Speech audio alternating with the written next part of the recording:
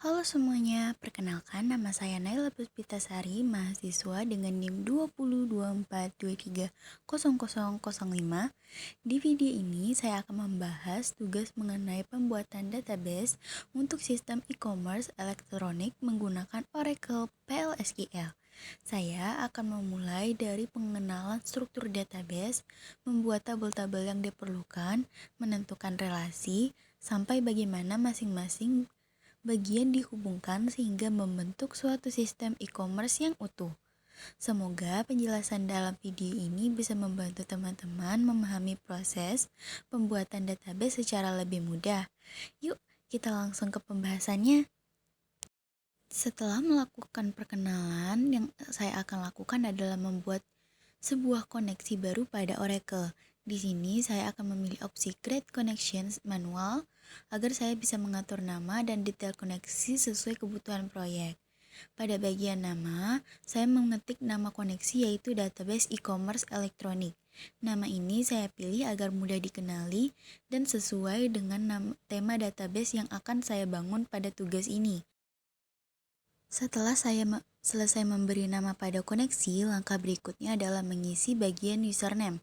Pada kolom ini saya mengetikkan username SYS yang merupakan salah satu akun paling penting dalam Oracle Database. SYS adalah akun administrator utama atau super user dalam Oracle. Akun ini memiliki hak akses penuh terhadap seluruh struktur dan komponen database. Semua data dictionary di Oracle yaitu kumpulan informasi internal yang berisi detail tentang seluruh objek database sebenarnya dimiliki oleh user ISYS ini. Karena itu, akun ini hanya digunakan ketika kita membutuhkan kontrol total terhadap sistem, seperti membuat database baru, melakukan konfigurasi awal, atau mengerjakan tugas-tugas administratif tingkat tinggi. Setelah memiliki username SYS, saya melanjutkan dengan mengisi kolom password. Di bagian ini saya memasukkan password yang saya buat dan gunakan saat pertama kali menginstal Oracle. Setelah mengisi username dan password, langkah selanjutnya adalah memilih role. Di bagian ini saya memilih role SYSDBA. SYSDBA adalah peran dalam level akses tertinggi di Oracle. Role ini memberikan kewenangan penuh untuk melakukan tugas-tugas administratif penting, seperti membuat database baru, melakukan pemulihan, mengubah konfigurasi sistem, hingga mengelola seluruh struktur internal database. Dengan kata lain, SYSDBA adalah peran yang digunakan ketika kita ingin mengatur dan memodifikasi database pada tingkat sistem, bukan hanya pada tingkat skema biasa. Setelah memilih role SYSDBA, saya melanjutkan ke bagian sheet. Secara otomatis, Oracle sering menampilkan default berupa XE. Namun, karena saya menggunakan Oracle Database 23 AI, nilai XE ini harus saya hapus. Setelah sheet dikosongkan, saya melakukan text connection. Hasil menunjukkan bahwa koneksi berhasil atau sukses, yang berarti username, password, role, dan konfigurasi koneksi sudah benar. Setelah memastikan semuanya sudah sesuai, saya menekan tombol connect untuk ke environment Oracle dan melanjutkan proses pembuatan database e-commerce elektronik. Setelah berhasil terhubung ke Oracle, saya mulai masuk ke tahap pembuatan tabel pertama untuk database e-commerce elektronik. Di sini saya membuat tabel bernama pelanggan yang akan menyimpan seluruh data penggunaan atau customer yang menggunakan sistem e-commerce. Pada SQL worksheet, saya mengetik perintah create table pelanggan. Tabel pelanggan ini saya rancang dalam beberapa kolom penting. Yang pertama ID pelanggan, kolom yang berfungsi sebagai identitas unik untuk setiap pelanggan. Kolom kedua yaitu nama lengkap yang digunakan untuk menyimpan nama lengkap dari setiap pelanggan, lalu menambahkan kolom email yang nantinya akan digunakan sebagai informasi kontak sekaligus bisa menjadi data penting untuk login atau notifikasi ke dalam sistem e-commerce. Setelah itu saya membuat kolom nomor HP yaitu nomor handphone pelanggan yang dapat digunakan untuk verifikasi atau keperluan komunikasi lainnya. Pada terakhir, saya menambahkan kolom alamat yang berfungsi menyimpan alamat lengkap pelanggan yang membutuhkan pengiriman barang saat melakukan transaksi di e-commerce. Setelah tabel pelanggan, selanjutnya saya akan membuat tabel produk. Di sini saya mengetik perintah create table produk.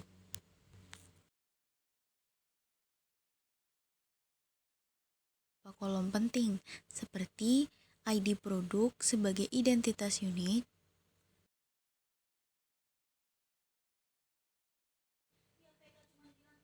nama produk,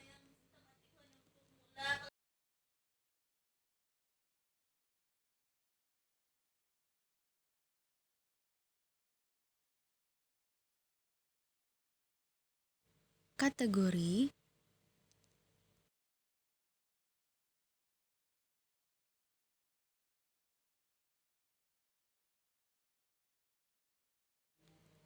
harga,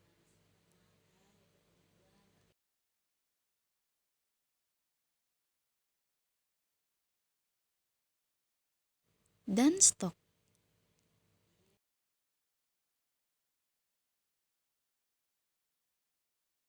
Tabel ini digunakan untuk menyimpan data semua barang yang dijual di e-commerce.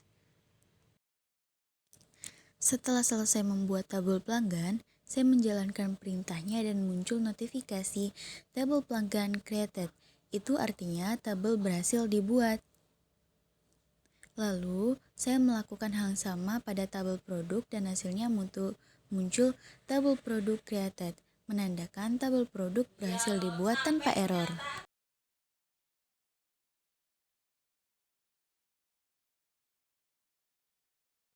Selanjutnya, saya membuat tabel pesanan. Di tabel ini saya menambahkan beberapa kolom seperti ID pesanan, ID pelanggan, tanggal pesanan, dan total harga.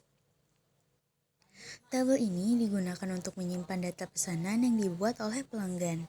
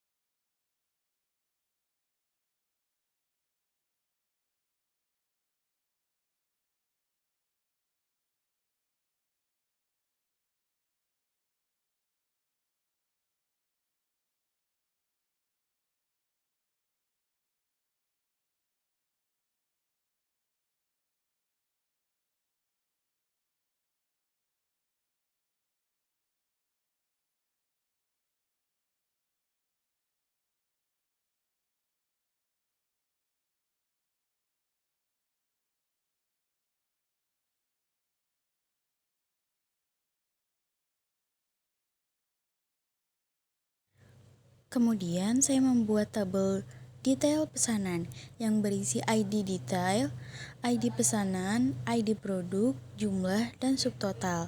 Tabel ini berfungsi untuk menyimpan detail produk apa saja yang dibeli pada setiap pesanan.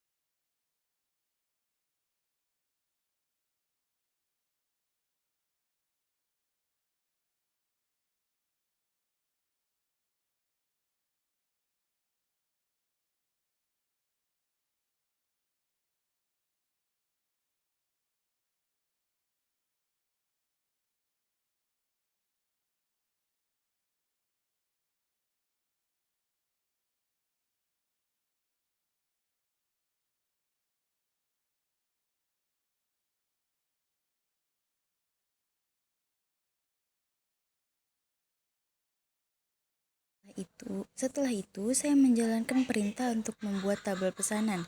Hasilnya muncul pesan tabel pesanan created, yang berarti tabel berhasil dibuat. Lalu, saya menjalankan perintah untuk tabel detail pesanan, dan output yang keluar adalah tabel detail pesanan created, menandakan tabel tersebut juga berhasil dibuat.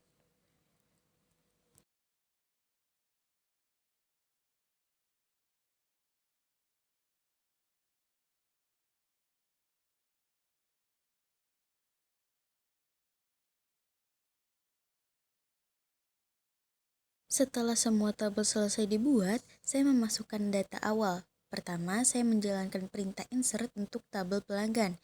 Di bagian ini, saya memasukkan data seperti ID pelanggan, nama lengkap, email, nomor HP, dan alamat sebagai contoh data pertama.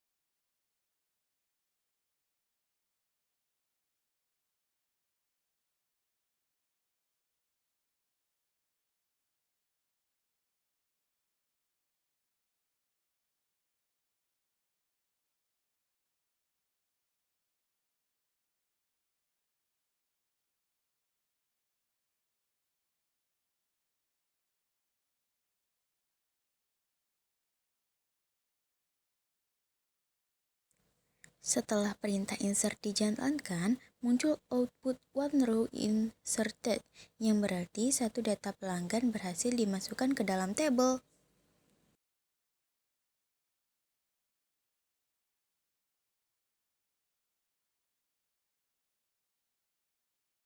Setelah selesai memasukkan data pelanggan, selanjutnya saya ke tahap berikutnya, yaitu menambahkan data awal untuk tabel produk.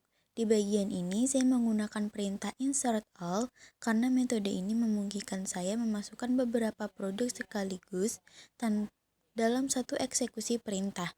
Pada perintah insert all tersebut, saya menambahkan beberapa data produk seperti nama produk, kategori, harga, stok, dan deskripsi. Dengan cara ini, proses pengisian data awal menjadi lebih cepat dan lebih efisien, terutama jika data yang dimasukkan cukup banyak. Setiap block values yang saya tambahkan mewakili satu produk yang akan tersimpan di dalam tabel produk.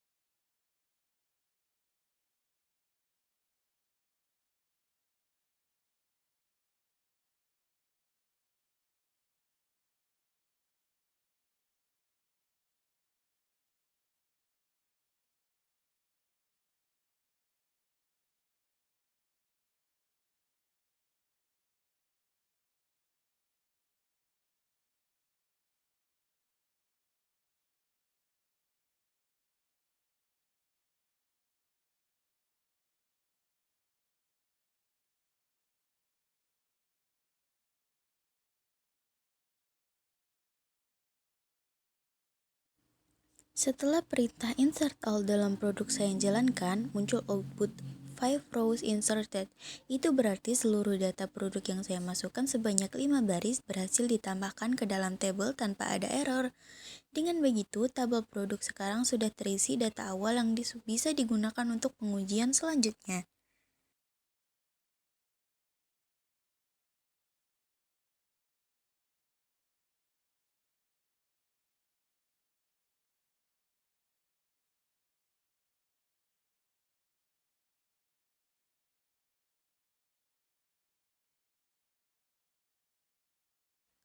Setelah tabel produk berhasil terisi dan beberapa data awal, langkah selanjutnya adalah mengisi data untuk tabel pesanan.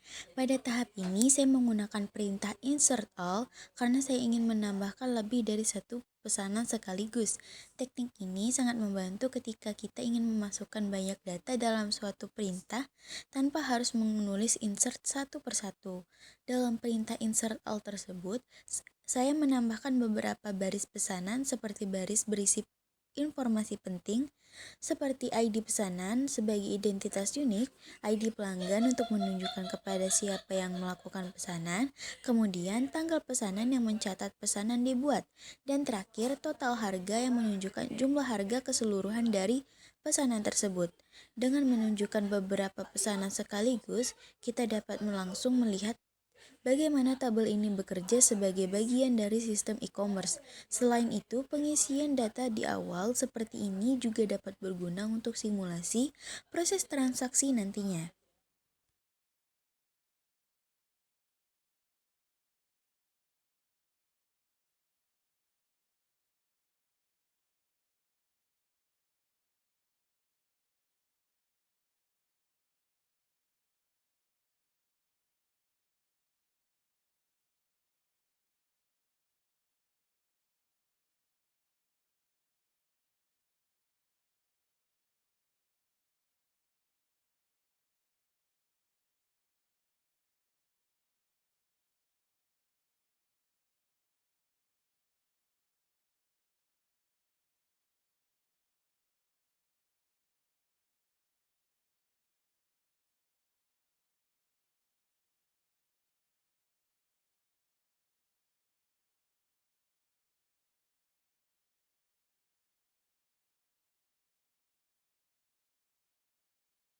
Setelah saya menjalankan perintah insert all untuk tabel pesanan, output yang muncul adalah 5 rows inserted. Itu berarti 5 data pesanan yang saya masukkan berhasil diproses dan tersimpan ke dalam data tabel tanpa error.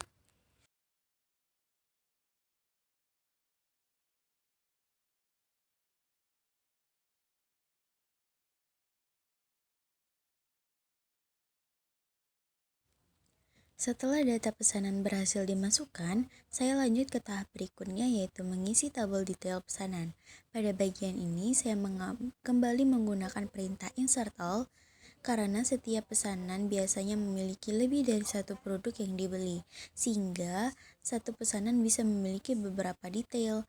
Di perintah insert all ini, saya memasukkan data seperti ID detail, ID pesanan, ID produk, jumlah, dan subtotal. Setiap baris detail menggambarkan produk apa saja yang dibeli dalam sebuah pesanan, berapa jumlahnya, dan berapa subtotal harganya. Dengan mengisi tabel detail pesanan, struktur pesanan menjadi lebih lengkap dan siap digunakan untuk simulasi transaksi.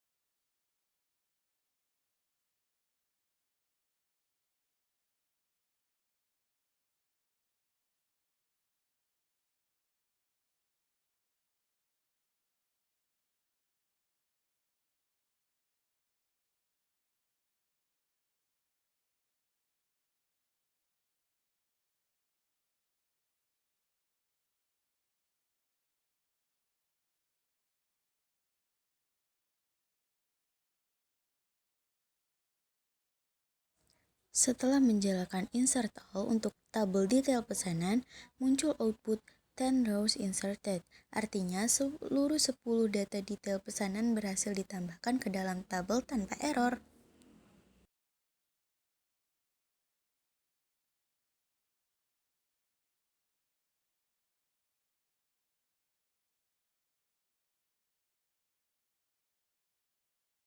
Setelah semua data berhasil dimasukkan, saya mulai melakukan pengecekan dengan perintah select. Di sini saya mengetik select from pelanggan, select from produk, select from pesanan, dan select from detail pesanan. Perintah select ini digunakan untuk menampilkan seluruh isi tabel dan dari hasilnya terlihat bahwa semua data yang saya masukkan sebelumnya sudah tampil dan tersimpan dengan benar.